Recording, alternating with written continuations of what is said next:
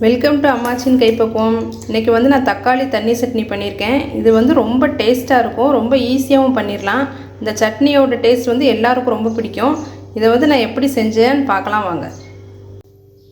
தக்காளி தண்ணி சட்னி செய்கிறதுக்கு இன்றைக்கி நான் வந்து மீடியம் சைஸ் தக்காளி 4 தக்காளி எடுத்து வெட்டி வச்சுருக்கிறேன். ஒரு பல்லாரி எடுத்து வெட்டி வச்சுருக்கேன். ஒரு 5-6 பல் பூண்டு வச்சுருக்கேன். கருவேப்பிலை நம்ம தேவையான அளவு போட்டுக்கலாம். வத்தல் வந்து ஒரு 5 வத்தல் எடுத்து வச்சுருக்கேன். இப்போ இதை எல்லாத்தையும் மிக்சியில் போட்டு நல்லா அரைச்சி எடுத்துக்கிடணும். வத்தலுக்கு பதிலாக மிளகாய் போடனாலும் போட்டுக்கலாம், டேஸ்ட்டு ரொம்ப நல்லா தான் இருக்கும். இப்போ வந்து தண்ணி சட்னி செய்ய இப்போ நான் ஒரு மிக்சி ஜாரை எடுத்திருக்கேன். இப்போ சட்னி செய்கிறதுக்கு மிக்சி ஜாரில் இப்போ இதை எல்லாத்தையும் நம்ம போடணும்.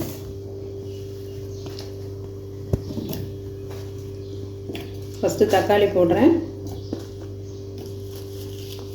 கருவேப்பிலை, வத்தல்,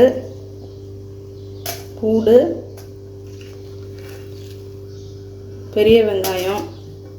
இந்த சட்னிக்கு வந்து தக்காளி அளவு தான் ஜாஸ்தியாக இருக்கணும். பெரிய வெங்காயத்தோட அளவு நம்ம கம்மியாக போட்டுக்கலாம்.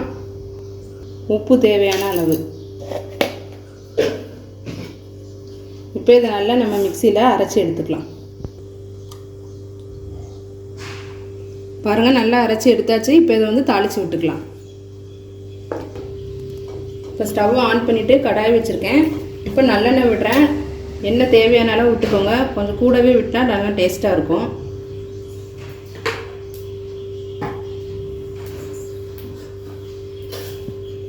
கடுகு போட்டுக்கலாம். கடுகு பொரிஞ்சிருச்சு. இப்போ நம்ம அரைச்சி வச்ச சட்னியை போட்டுக்கலாம்.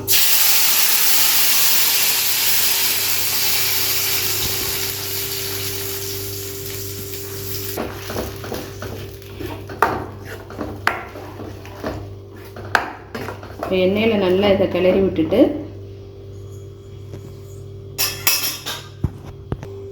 தண்ணி ஊற்றிக்கிறேன்.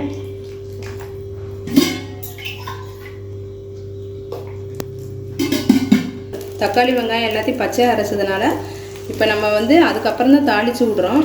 அதனால் பச்சை வாடை போகிற வரைக்கும் நல்லா கொதிக்க விடுங்க. கொஞ்சமாக மஞ்சள் பொடி சேர்த்துக்கோங்க. உப்பு அரைக்கும் போதே போட்டிருக்கேன், அதனால் இப்போ நான் உப்பு இருக்கான்னு மட்டும் செக் பண்ணிக்கோங்க. காணலைன்னா போட்டுக்கோங்க. சட்னி இப்போ நல்லா கொதிக்கட்டும். கொதித்து பச்சை வாடை போகிற வரைக்கும் நல்லா கொதிக்கட்டும்.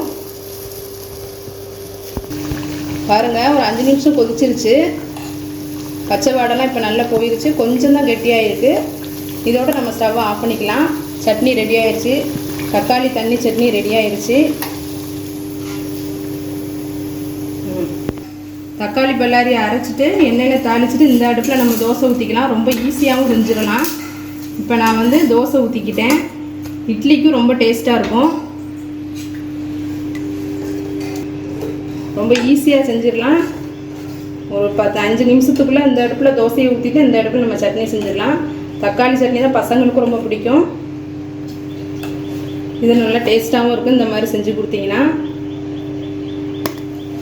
தோசை இட்லிக்கு நல்ல டேஸ்டான சைட் டிஷ் இது. இது பசங்களுக்கு பெரியவங்க எல்லாத்துக்கும் ரொம்ப பிடிக்கும். தக்காளி தண்ணி சட்னியை நீங்களும் உங்கள் வீட்டில் செஞ்சு பாருங்கள். ரொம்ப ஈஸியாக செஞ்சிடலாம், டேஸ்ட்டாகவும் இருக்கும். இந்த வீடியோ உங்களுக்கு பிடிச்சிருந்தா அம்மாச்சின் கைப்பக்குவம் சேனலை சப்ஸ்கிரைப் பண்ணுங்கள், லைக் பண்ணுங்கள், கமெண்ட் பண்ணுங்கள். நன்றி.